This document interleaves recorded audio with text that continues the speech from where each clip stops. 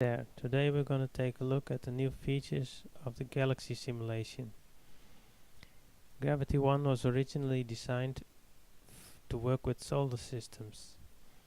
Now I've added some features to make it more suitable to work with Galaxy simulations.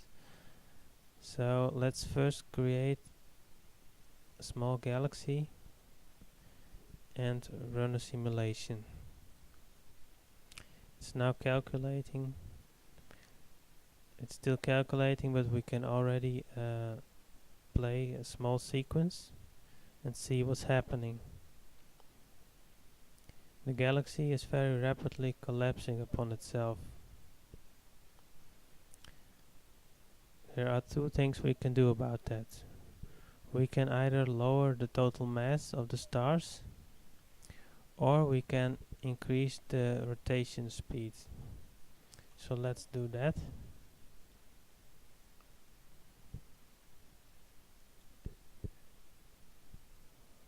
Just wait a bit and we will play the sequence. You can see that now the outer regions are already no longer collapsing, but the inner core is still collapsing upon itself. So it's pretty tricky to find the proper speed to not either collapse on itself or for the stars to drift apart. Therefore I have created this button. Now the proper speed will be calculated for you. It takes some time. You can see that these things are still highlighted. Now it's ready, and all proper speeds have been calculated for each single star. So when we now play the sequence, you can see that the galaxy is rotating and stays more stable. Other features that have been added just to make things more visually attractive, you can now change the size and shape of the stars, just to create a more interesting galaxy. You can also color code the stars according to the speed. The blue stars are the stars with lower speed, and the yellow stars are stars with more speed. Also, you can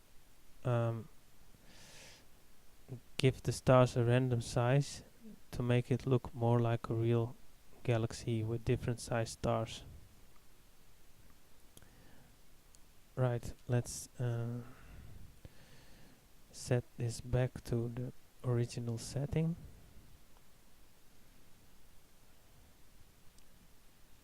Now let's take a look at some other features. We now have this button. You can add a solar system. It's not really useful, but it's just for fun. So let's take a look at that.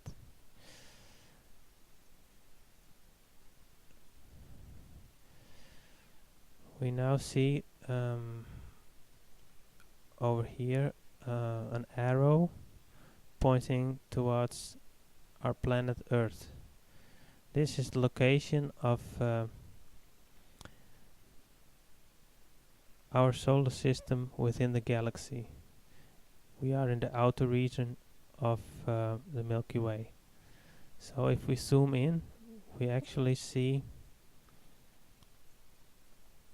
our planet Earth, the moon, and if we zoom out, we see our solar system, and even further out we see the closest star, Alpha Centauri, and if you zoom even further out, you see a lot of different stars. You might think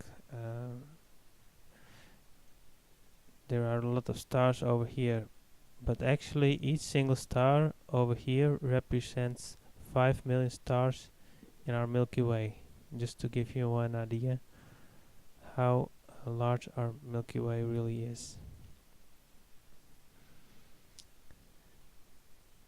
Okay, let's take a look at some recordings I've created.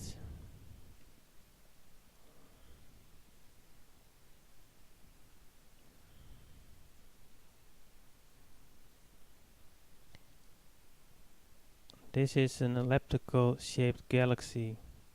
Let's see what happens if we run the simulation. We see that now spirals start appearing and the galaxy looks more like our Milky Way.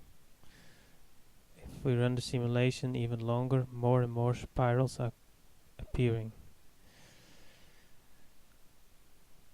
Okay, this is a larger galaxy. Takes a bit of time to load.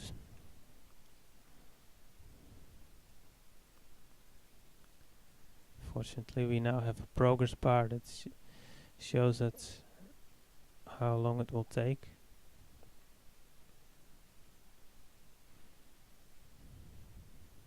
Almost there.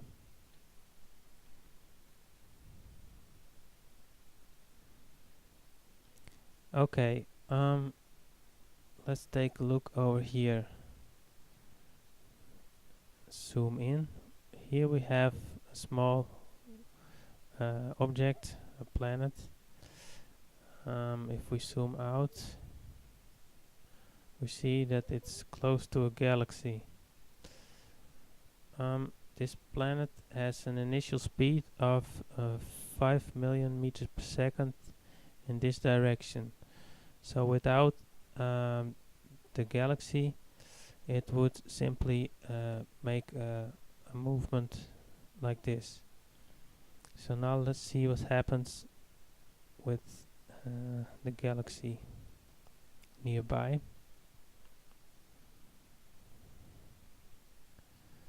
We see that the object starts orbiting the galaxy, makes a circular motion.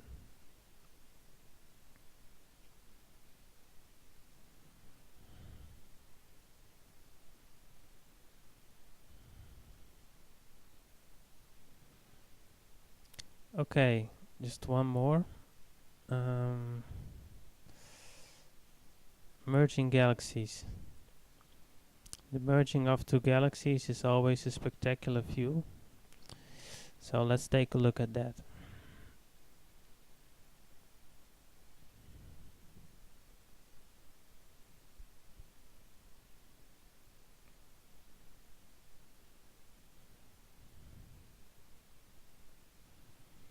Let's run the simulation. This simulation is actually still calculating, but there are already enough calculations to make a nice animation. You see that the two galaxies are orbiting each other and are tearing each other apart. Some stars are already being exchanged, and soon the two galaxies will merge into one large galaxy.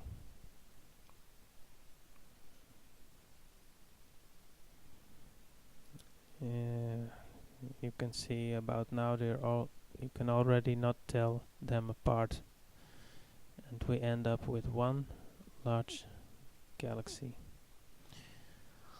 Right, this concludes the demonstration. Now it's up to you to create some galaxies.